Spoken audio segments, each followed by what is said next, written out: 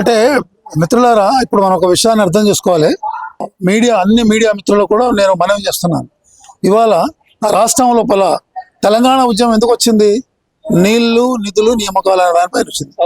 అంటే నీళ్లు, నిధులు, నియామకాలు అంటే ఈ మూడిటికి లింక్ ఉన్నది ఏంటంటే భూమి. నీళ్ళ కానీ, నిధులు కానీ, నియామకాలు కానీ. అంటే ఉస్మాన్ యూనివర్సిటీ ఇలాంటి యూనివర్సిటీలు, సెంట్రల్ యూనివర్సిటీ లాంటి యూనివర్సిటీలు ఇక్కడ మనకు ఉండడం తెలంగాణకు ఒక గర్వకారణం. ప్రపంచంలో ఎక్కడైనా కూడా యూనివర్సిటీస్ పెద్ద ఎత్తున ఒక ల్యాండ్ అనేటువంటిది ఆ యూనివర్సిటీ కేటాయిస్తారు. ఎందుకోసం అంటే అక్కడ యూనివర్సిటీస్ లోపల రీసెర్చ్ జరుగుతుంది. ఆ రీసెర్చ్ టెక్నాలజీ, సైన్స్, ఇంజనీరింగ్ లాంటివి ఉంటుంది, ఫిజికల్ సైన్స్ ఉంటుంది, అదేవిధంగా బయాలజికల్ సైన్స్ ఉంటుంది. బయాలజికల్ సైన్స్ అంటే జువాలజీ, బాటనీ ఇలాంటి సైన్సెస్ లోపల ల్యాండ్ చాలా ఎక్కువ అవసరం ఉంటుంది. అంటే అగ్రికల్చర్కు సంబంధించినటువంటి రీసెర్చ్ వీటిలో ల్యాండ్ చాలా అవసరం ఉంటుంది. తర్వాత అక్కడ వృక్షాలు, జంతువులు కూడా ఉంటాయి.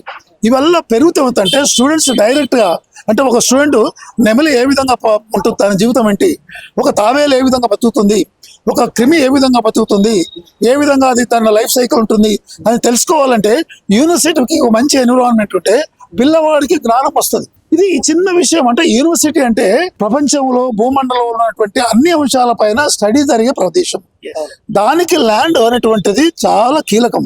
ఆ రోజు 1975లో 1969లో వచ్చినటువంటి తెలంగాణ ఉద్యమంకి దాన్ని సపరేట్ చేయడానికి ఇందిరాగాంధీ ఏం చేసిందంటే ఒక యూనివర్సిటీ ఇస్తున్నాము, మీరు ఇంకా గొడవ ఆపండి అనేటువంటిది ఏదో ఒక 6 పాయింట్ ఫార్ములా తీసుకొచ్చేసి ల్యాండ్ ఒక యూనివర్సిటీ ఇవ్వడం జరిగింది. ఇన్ని రోజులు దాన్ని ముట్టుకోలేదు.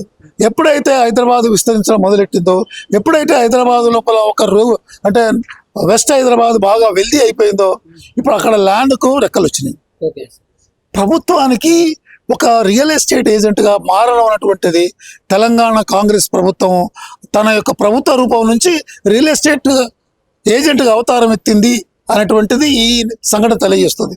ఆ భూమిని తీసుకెళ్లేసేసేసి 400 ఎకరాలు తీసుకెళ్లేసేసి మేము కంపెనీలు పెడతాము, లేకపోతే మేము ప్లాట్లు చేస్తామంటే అది కాంగ్రెస్కి ఏం విజన్ ఉన్నట్లు, రేవంత్ రెడ్డికి ఏం విజన్ ఉన్నట్లు? అంటే 10 సంవత్సరాలు టీఆర్ఎస్ ప్రభుత్వంలో, బీఆర్ఎస్ ప్రభుత్వంలో తెలంగాణ వెనకబోయిందని పౌర సమాజం కొట్లాడి కాంగ్రెస్ని తీసుకొస్తే కాంగ్రెస్ 1.5 year కాకముందే అది మరి ఇంత దారుణంగా ఫెయిల్ అయిపోయింది. ఎప్పుడైనా కూడా ఏదైనా ఒక అభివృద్ధి కార్యక్రమం తీసుకున్నప్పుడు అక్కడి ప్రజలతోని సంప్రదించి ప్రజల యొక్క అభిప్రాయం తీసుకొని చేయాలి. డెమోక్రసీ అంటే ప్రజలను సంప్రదించి ప్రజల అభిప్రాయము తీసుకొని చేయాలి. మరి ఈ చిన్న సూత్రం కూడా రేవంత్ రెడ్డికి తెలుస్తలేదు.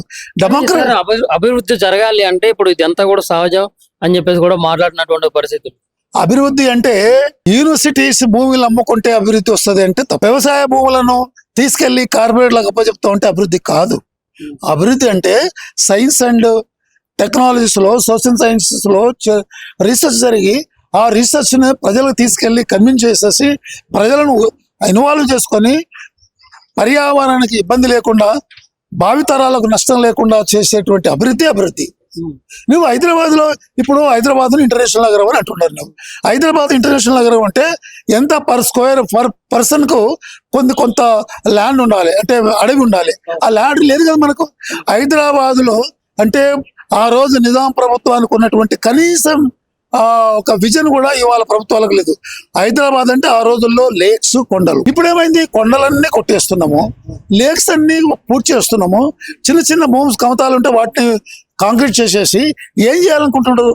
హైదరాబాద్లో ఇంకా వీలైతే హైదరాబాద్లోనే మనము గ్రీన్ స్పేస్ పెంచుకోవాలి. ప్రభుత్వ భూమి ఎక్కడెక్కడ ఉంది, తర్వాత అవసరం ఉంటే ఏదైనా ఒక ప్రాంతం, ఇప్పుడు బాగలింగ ఏరియా ఉంది, దీన్ని మీరు ఒక తోటలాగా మార్చాలనుకుంటే ఇక్కడ ఉన్నటువంటి వాళ్లకు ప్రత్యామ్నాయంగా వీళ్ళకి ఇంతే సౌకర్యంతో కూడినటువంటి ఇల్లు కట్టించేసి నువ్వు మార్చాలి. అంటే ఇక్కడ ఉన్నటువంటి మనుషులను నేను కాల్ చేయించేసి వాళ్ళని పట్టించుకోను అంటే కూడా తప్పు. ఇప్పుడు మూసీ నది వెంబడి మీరు ఇల్లు కట్టించారు అంటే అప్పుడు ప్రభుత్వాలు అనుమతి చేసింది. వాళ్ళను నువ్వు మూసీ నదిని డెవలప్ చేస్తా అంటే ఆ ప్రజలను తీసుకెళ్ళి వాళ్ళకు లైవ్లీహుడ్ ఇచ్చి వాళ్ళకు మంచి ఇల్లు కట్టించేసి నువ్వు వచ్చేయాలి. కానీ మేము వెళ్ళగొట్టేస్తాము అంటే తప్పు. అంటే ప్రభుత్వానికి చిత్తశుద్ధి ఉంటే హైదరాబాదులో ఉన్నటువంటి మూసీ నది పరివాహక ప్రాంతాన్ని గ్రీనరీ చేసుకొని నిధిని మంచి చేయొచ్చు. మరి రేవంత్ రెడ్డి వచ్చేదా కూడా ఏదో అడవిడి చేశాడు, మళ్ళీ అది వెనక పడిపోయింది. అదే విధంగా హైదరాబాదులో ఉన్నటువంటి భూమిని, ప్రభుత్వ భూమిని ఎవరికి నువ్వు కేటాయించొద్దు. నీకు హైదరాబాద్ ఉందంటే మనకు ఈస్ట్ హైదరాబాద్కి వెళ్ళండి. మీరు ఈస్ట్ హైదరాబాద్ లో ల్యాండ్స్ కొనండి. మీరు వెళ్ళకపోతే ఉన్న భూమి ఉపయోగించుకోండి. ఈస్ట్ హైదరాబాద్ లో రావాలి ఏదైనా డెవలప్మెంట్. వెస్ట్కి ఎందుకు వెళ్తారండి? 14 వెస్ట్కి వెళ్ళిపోయి అంటే ఈస్ట్ మొత్తం చెత్తకుప్పలాగా చేస్తున్నారు. వెస్ట్ ఏమో ఒక రకము, ఈస్ట్ హైదరాబాద్ అంటే హైదరాబాదే రెండుగా విడిపోయింది. East Hyderabad, west Hyderabad. West Hyderabad అంటే ధనవంతులది, ఈస్ట్ హైదరాబాద్ అంటే ఎవడో బతుకుదేరు లేని వాళ్ళు, చిన్న చిన్న మనుషులు, లేకపోతే వాళ్ళకు ఆర్థికంగా లేని వాళ్ళు ఈస్ట్ హైదరాబాద్ పట్టేస్తున్నది. ఇది తప్పు. ఈస్ట్ హైదరాబాద్ డెవలప్ చేయండి, మూసిని చేయండి, మూసిని డెవలప్ చేయండి, మూసిలో మంచినీళ్ళు ఎట్లా చేయండి. ప్రపంచంలో టెక్నాలజీస్ ఉన్నాయి, టెక్నాలజీ ఎంచుకొని నీళ్ళను శుద్ధి చేసి మూసి నదిని ప్రవహించేయండి. దాంట్లో అవినీతి తరపడకుండా చేయాలి. అదే విధంగా ప్రభుత్వ భూములు ఏ భూమి కూడా ముట్టుకోకూడదు. ఏ భూమి ముట్టుకున్నా కూడా ప్రజా ఉద్యమాలు వస్తాయి. అసలు రేవంత్ రెడ్డి ఇక్కడ నుంచి కలగంటున్నాడు, నేనే 10 ఏళ్ళు ఉంటాను. ఏమయ్యా, సంవత్సరంన్నర కూడా కాలేదు, నీకు 2 సార్లు వచ్చింది. లగచర్లలో నీకు ప్రజలకు కర్ర కాల్చి వాత పెట్టారు. సెంట్రల్ యూనివర్సిటీ ఇచ్చావు, అక్కడ విద్యార్థులు కర్ర కాల్చి వాత పెట్టారు. తర్వాత అక్కడ మీరు చూస్తున్నారు జింకలు అవల్ల బయటకు వచ్చేసేసి హాస్టల్ దగ్గరికి వెళ్ళిపోయి కుక్కలు కరుస్తున్నాయి.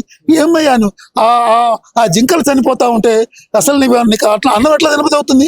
నువ్వు మనిషివేనా రేవంత్ రెడ్డి? అక్కడి పక్షులు, జింకలు చనిపోతా ఉంటే, అక్కడ తాబేలు చనిపోతా ఉంటే మామూలు మనిషి, పర్యావరణ ప్రేమికులు మామూలు కూడా కంటిదారి పెడుతున్నారు. నీవెట్లా ఉన్నావా బాబు? నువ్వు జింకలు లేవు, ఏం లేవు, దొంగ నక్కలు, కుంటు నక్కలు అంటున్నాడు.